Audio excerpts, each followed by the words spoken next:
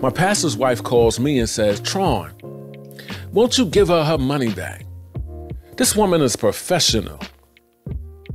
I was like, First Lady, you don't even know this woman. I'm like, this chick is serious. First of all, she threatened me with telling my pastor and First Lady I take pictures of women butts. No, she said she's gonna tell the church.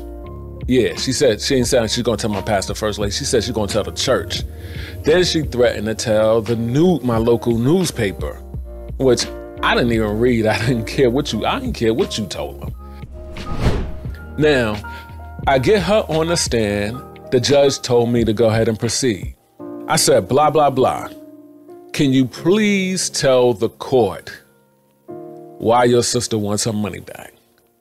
Blah, blah, blah said, my sister only wants the money back because